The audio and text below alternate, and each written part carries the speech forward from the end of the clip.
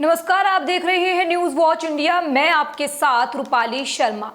ऐसे समाज का निर्माण अब दूर नहीं जब इस देश में अंग्रेजी बोलने वालों को शर्म आएगी। ऐसा हम नहीं कह रहे, ऐसा कहा है गृह मंत्री अमित शाह ने। लेकिन क्या सच में ऐसा हो सकता है? हाँ, ये सवाल पूछना जरूरी है क्योंकि हिंदुस्तान में तो कुछ लोगों को हिंदी बोलने में शर्म आती है और अंग्रेजी बोलने में गर्व होता है।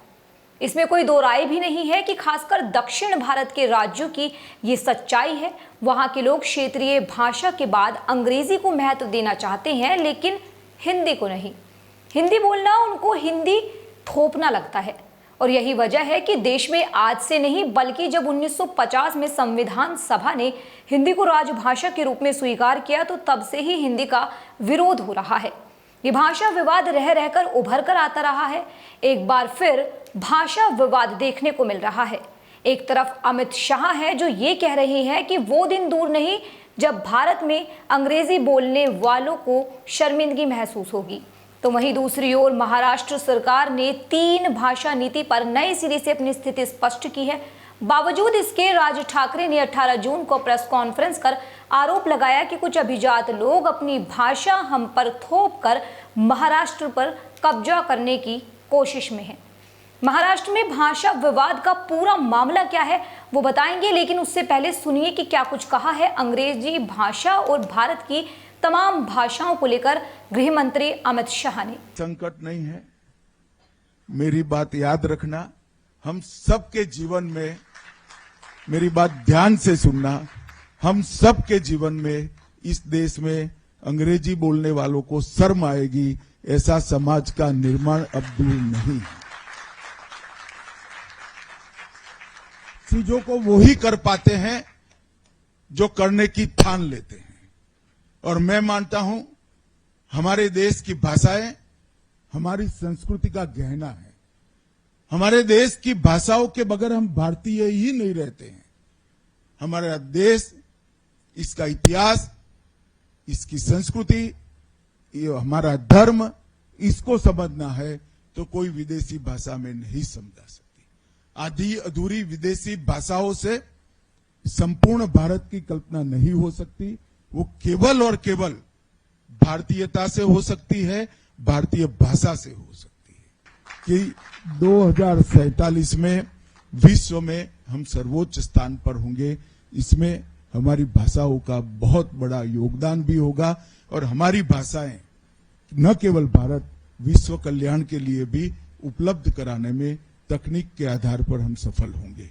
दरअसल केंद्रीय गृह मंत्री अमित शाह ने दिल्ली में पूर्व सिविल सेवा आईएएस आशुतोष अग्निहोत्री द्वारा लिखित किताब के विमोचन के मौके पर आयोजित कार्यक्रम में ये बातें कही हैं, जिसमें उन्होंने ये कहा है कि अधूरी विदेशी भाषाओं के साथ संपूर्ण भारत की कल्पना नहीं की जा सकती। मैं इस बात से पूरी तरह से वाकिफ हूं कि लड़ाई कितनी कठिन है। मुझे पूरा विश्वास है कि भारतीय समाज इस लड़ाई को जीतेगा और अपनी भाषाओं पर गर्व करते हुए हम अपने देश को चलाएंगे, विचार करेंगे, शोध करेंगे, निर्णय लेंगे और दुनिया पर शासन करेंगे। इसमें किसी को संदेह करने की कोई जरूरत नहीं। जो सवाल हम शुरुआत में पूछ रहे थे कि क्या अमित शाह का ये कहना कि अंग्रेजी बोलने पर शर्म करेगा हिंदुस्तान, ये सच में हो सकता है, तो इस सवाल का जवाब नहीं पर सवाल की गंभीरता कितनी है ये अमित शाह की बात से समझ आ रहा है। उन्हें भी लगता है कि ये कठिन है। हालांकि वो कह रहे हैं कि मुझे विश्वास है कि देश ये भाषा की लड़ाई जीतेगा, पर कैसे ये समझ नहीं आता, क्योंकि कभी दक्षिण के राज्य हिंदी का विरोध करने लग जाते हैं।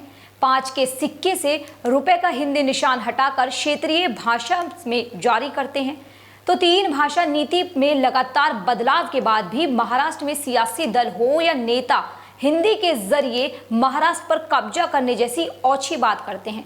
क्या देश ही देश पर कब्जा करता है क्या? हालिया मामला आपको हैरान करेगा, जिसे आपको जरूर सुनना चाहिए। चलिए अब आपको बताते हैं कि महाराष्ट्र में नया भाषा विवाद क्या है, जिसने कई सवाल खड़े कर दिए हैं। दरअसल महाराष्ट्र सरकार ने 3 भाषा नीति पर नए सिरे से अपनी स्थिति स्पष्ट की है। पहले क्लास 1 से 5 तक के छात्रों के लिए हिंदी को तीसरी भाषा के रूप में शामिल किया गया था, जिसके बाद क्षेत्रीय भाषा की वकालत करने वाले समूहों और राजनीतिक दलों ने इसका विरोध शुरू कर दिया। तब आरोप ये लगाया गया जो हिंदी नहीं बोलते उनको हिंदी थोपने की कोशिश की जा रही है। इन आरोपों के बाद महाराष्ट्र सरकार ने नए बदलाव किए हैं, जिसमें छात्रों को हिंदी के अलावा कोई दूसरी भाषा चुनने की छूट दी गई है। लेकिन ये बात तभी जब उस भाषा को सीखने वाले बच्चों की संख्या कम से कम 20 हो। महाराष्ट्र शिक्षा मंत्री दादाजी भुसे ने मामले को स्पष्ट किया है, सुनिए। सभी माध्यम के स्कूलों में मराठी भाषा जो हमारी राज्य भाषा है उसको पढ़ाना ये बंधनकारक सरकार का निर्णय है। मुंबई और महाराष्ट्र और भारतवर्ष में कई जगह पर कई स्कूलों में तीसरी भाषा कई सालों से पढ़ाई जाती है। तो अभी महाराष्ट्र सरकार ने निर्णय किया है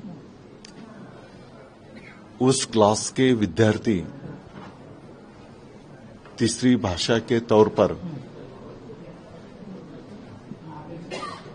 स्टूडेंट्स और उनके पालक जो मांग करेंगे वो उनको सिखाई जाएंगी।